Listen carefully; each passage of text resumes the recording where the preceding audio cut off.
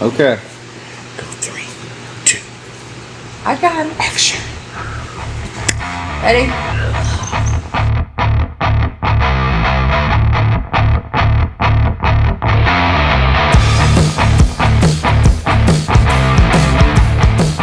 Hey guys, Kenny Hubbard, Razor Edge Productions, here with the 5D, Chris Diamond today.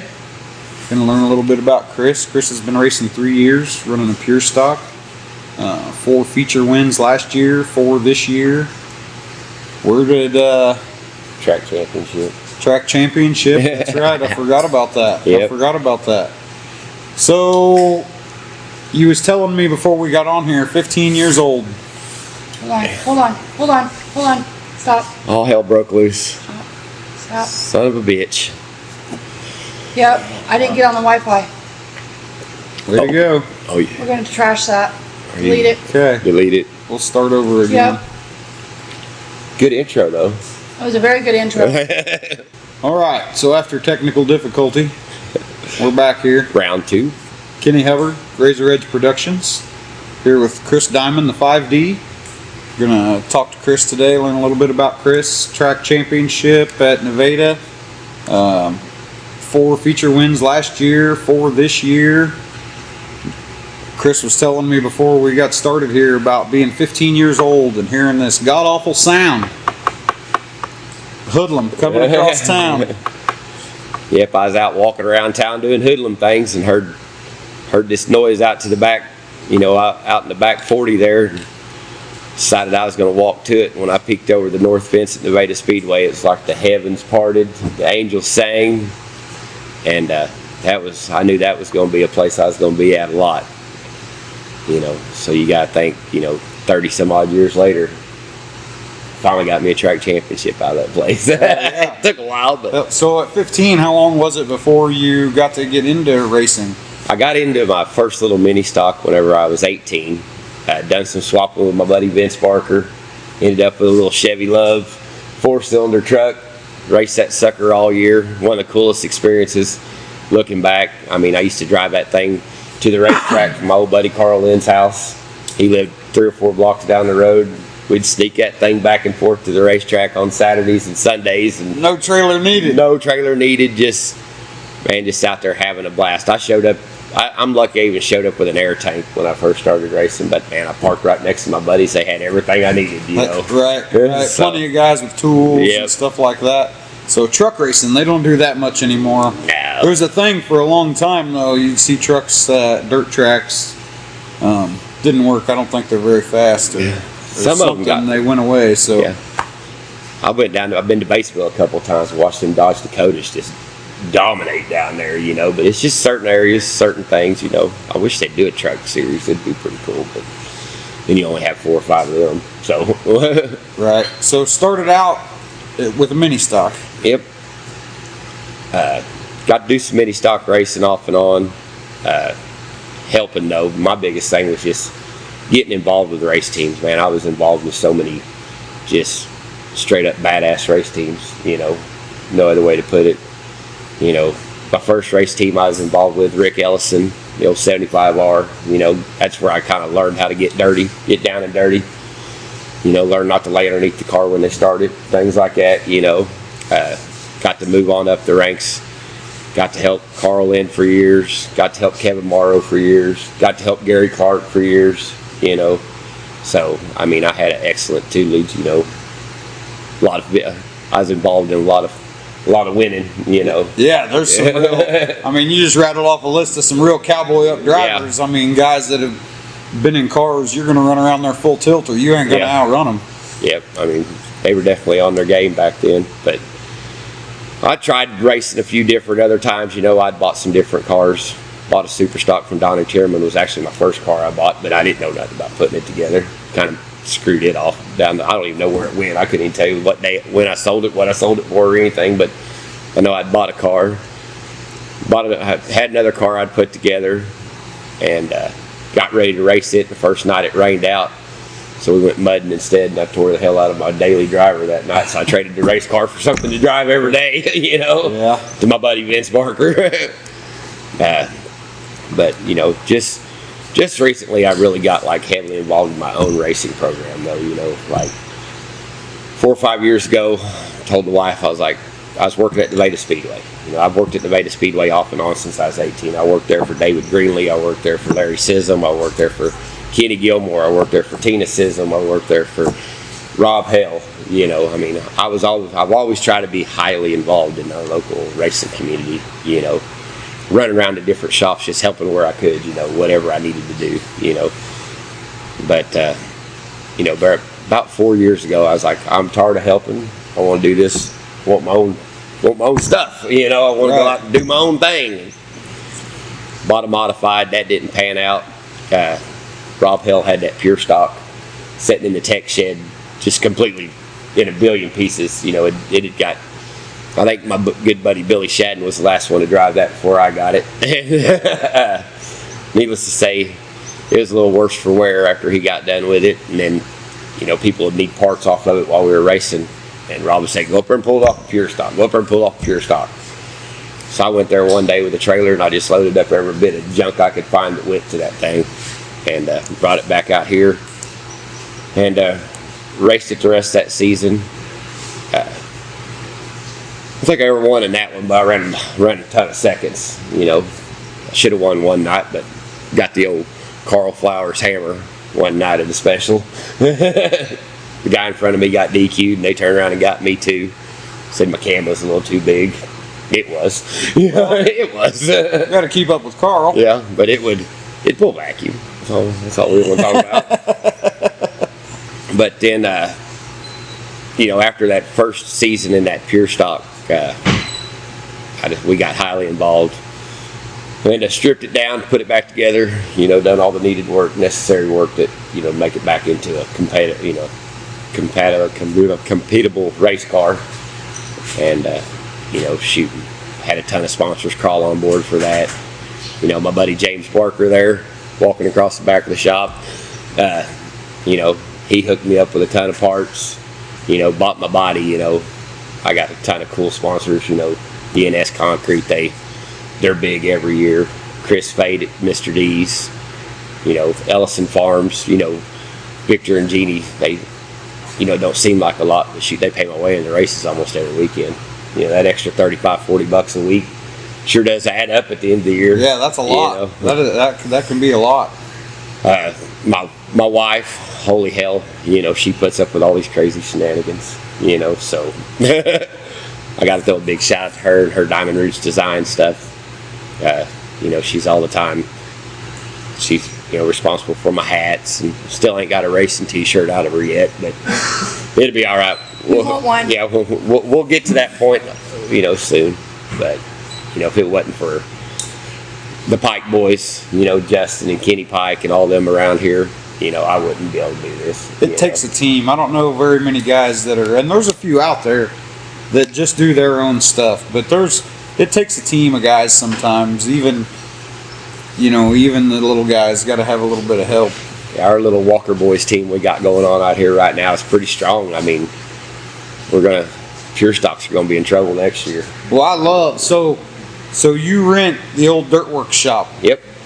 And it's still, at least for me, I grew up in there watching these Dirtworks cars, and it's still got the feel in here, guys. When you walk in here, it's still got a feel to it. At least for me, it does, being new around it. These guys been in here a while. They probably don't feel it no more. But for me, it feels like something special walking in this shop. A lot of special things came out of this shop, and I hope they continue to for you guys. I was very fortunate to get to work for Dirtworks there right at the end whenever this was a booming operation.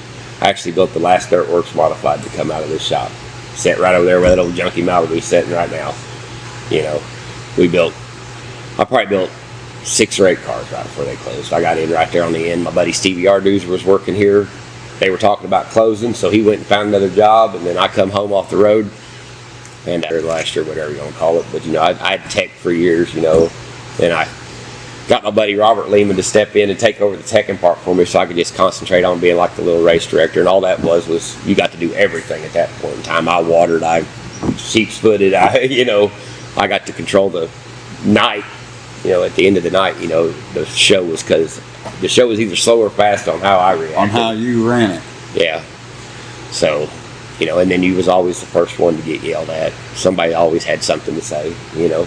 That I think that's what made me the racer I am today, where going and bitching to officials, you know, bashing racetracks online.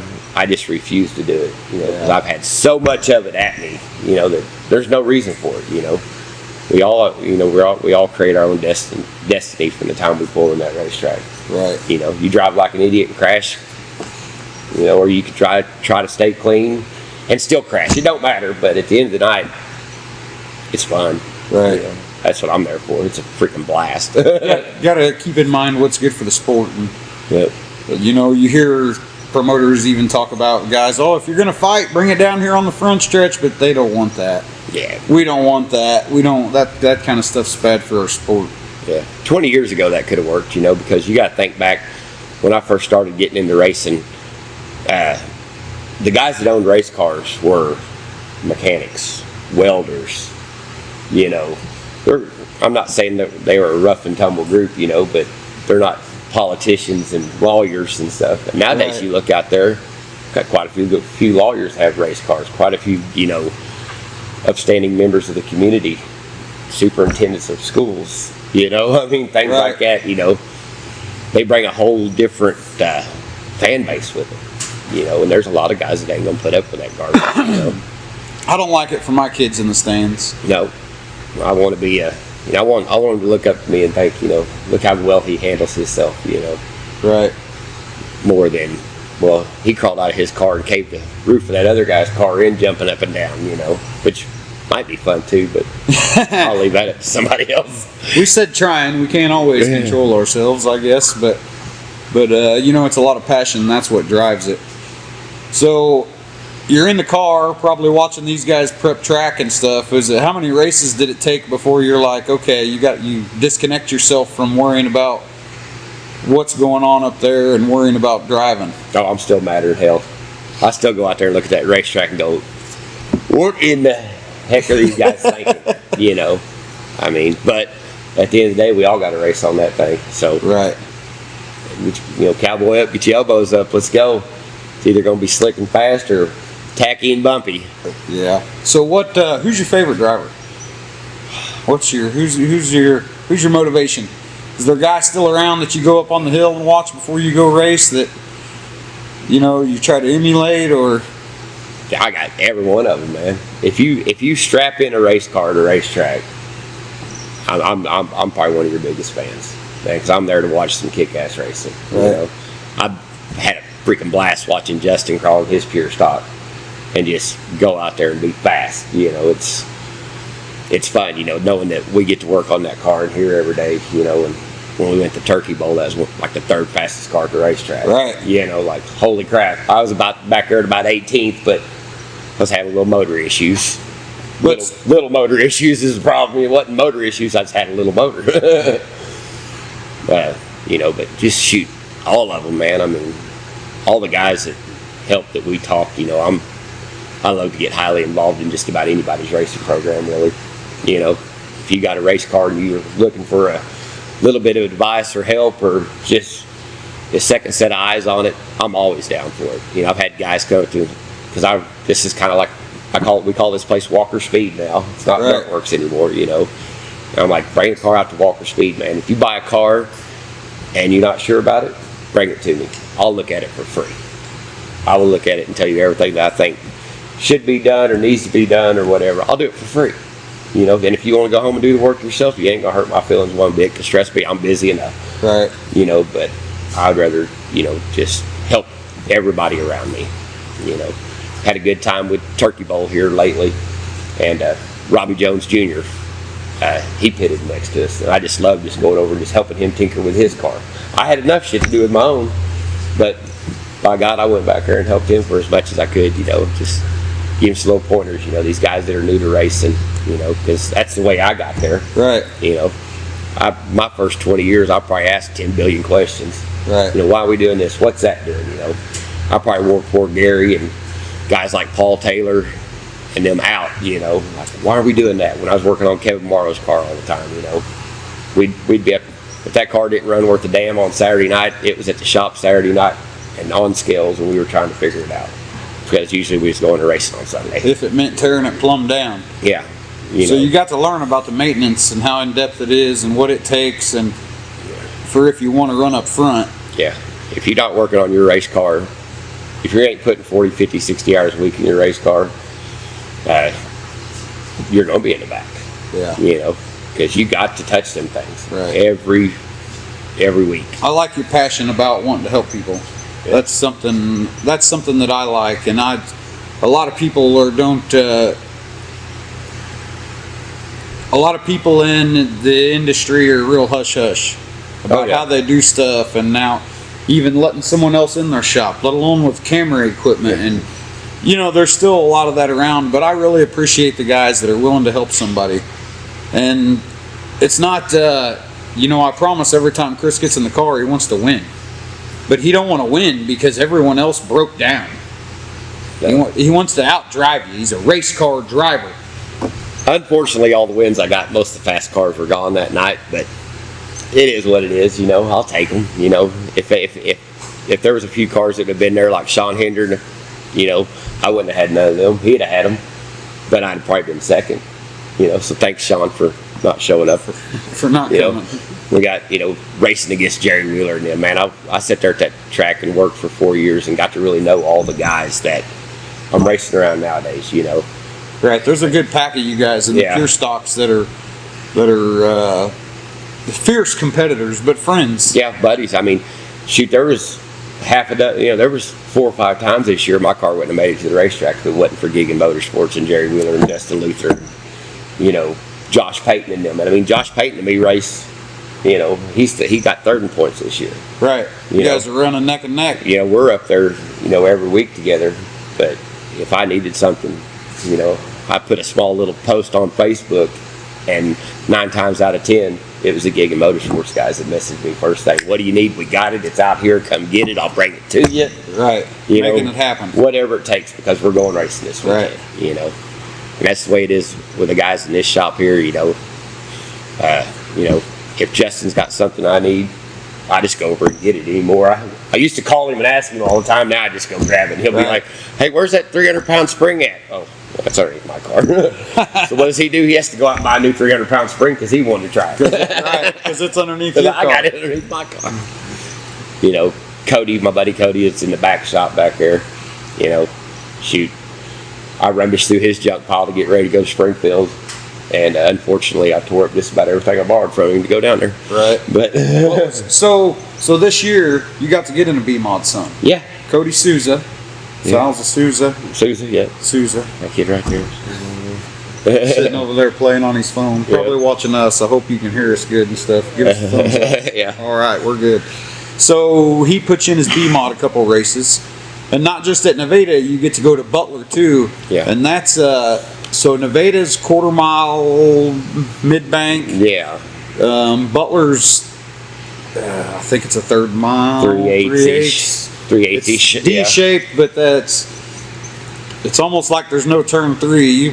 You turn her into the front stretch and gas on her, and it makes it like a great big track. So you got to try the B-Mod at both places. What's that like from the pure stock? Oh man, the first time I'd really got to race that B-Mod was at Butler. I'd turned a few laps at Nevada just after the races and stuff, fooling around with it, but I actually got to sign in and race at Butler up there. And first time I bailed off in the 3, I didn't know what I was going to do with myself, you know, but we were making improvements to the car left and right, you know, long-time friends, you know, coming down, giving us suggestions and everything like that, you know. It's totally different when you're driving a car than it is when you're used to setting up a car. Because I've always been on that side where I could watch the car and I could make the car react from watching it, what I wanted to. You didn't have to, the driver half the time didn't have to tell me what they needed. I could look at the car and tell you What's wrong? yeah, but I got in the car and I get out like, I don't know what I've done. I don't know what to do, you know. Justin, like, he'd give me some tips, you know, drive in a little bit harder, get on them brakes, you know. He said, if you ain't on the brakes 90% of the time, you're not modified racing. Well, pure stocks, that's the last thing I ever wanted to do was touch the brakes. Right. 'Cause all it did is slow that slow son of a bitch down. You You know? got to get her back rolling Yeah. again.